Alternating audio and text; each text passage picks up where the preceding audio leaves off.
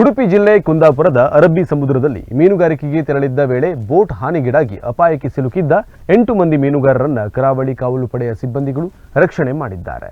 ಕಲ್ಮಾಡಿಯ Pyaru S ಎಂಬುವರ ಒಡೆತನದ boat ಅಪಾಯಕ್ಕೆ ಸಿಲುಕಿತ್ತು. ಬೋಟ್ ತಳಭಾಗ ಒಡೆದು ನೀರು ಒಳನುಗ್ಗಲಾರಂಭಿಸಿತ್ತು. ಅಪಾಯದ ಅರಿವಾಗುತ್ತಿದ್ದಂತೆಯೇ ಬೋಟ್ನಲ್ಲಿದ್ದ ಮೀನುಗಾರರು ಪೊಲೀಸರಿಗೆ ವಿಷಯ ತಿಳಿಸಿದ್ದರು. ತಕ್ಷಣವೇ ಪೊಲೀಸರು ಕರಾವಳಿ ಕಾವಲು ಪಡೆಗೆ ಮಾಹಿತಿ ನೀಡಿದ್ದಾರೆ. ಆ ಸಂದರ್ಭ ಸಮುದ್ರದಲ್ಲಿ ಗಸ್ತಿನಲ್ಲಿದ್ದ 2 ನೌಕೆಗಳು ಬೋಟ್ ಬಳಿ ತೆರಳಿದವು.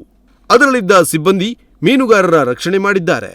ಜೊತೆಗೆ ಅಪಾಯಕ್ಕೆ ಸಿಲುಕಿದ್ದ ಬೋಟ್ ಅನ್ನ ಮೀನುಗಾರಿಕಾ ಬಂದರಿಗೆ ರವಾನಿಸಲಾಗಿದೆ.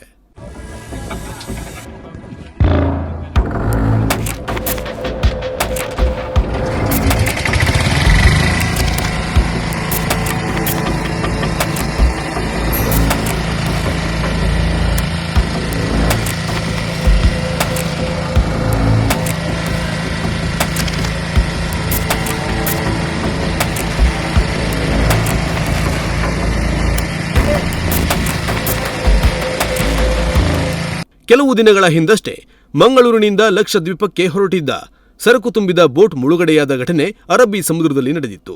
ಅದರಲ್ಲಿದ್ದ ಸಿಬ್ಬಂದಿ ಅನ್ನ ನೀರಿಲ್ಲದೆ ಸಮುದ್ರದಲ್ಲಿ 3 ದಿನ ಕಳೆಯುವಂತಾಗಿತ್ತು. ನಂತರ ಅವರನ್ನ ರಕ್ಷಣೆ ಮಾಡಲಾಗಿತ್ತು. ಕರಾವಳಿ ಭಾಗದಲ್ಲಿ ಮೀನುಗಾರಿಕೆಗೆ ತೆರಳುವ ಬೋಟ್ಗಳು ಅಪಾಯಕ್ಕೆ ಸಿಲುಕಿದ ಹಲವು ಘಟನೆಗಳು ಹಿಂದೆಯೂ ಸಂಭವಿಸಿದೆ. ಇಂತಹ ಸಂದರ್ಭಗಳಲ್ಲಿ ಮೀನುಗಾರರ ರಕ್ಷಣೆಗಾಗಿ ಬೋಟ್ ಆಂಬ್ಯುಲೆನ್ಸ್ ಆರಂಭಿಸುವ ಬಗ್ಗೆ ಸರ್ಕಾರ ಇತ್ತೀಚೆಗೆ ಭರವಸೆ ನೀಡಿತ್ತು.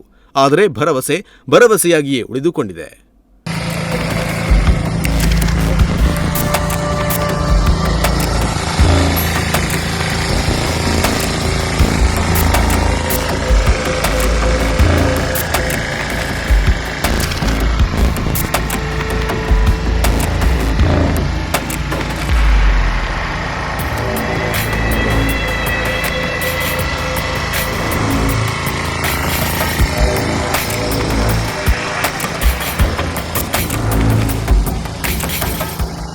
Nudisiri news desk Honnavar.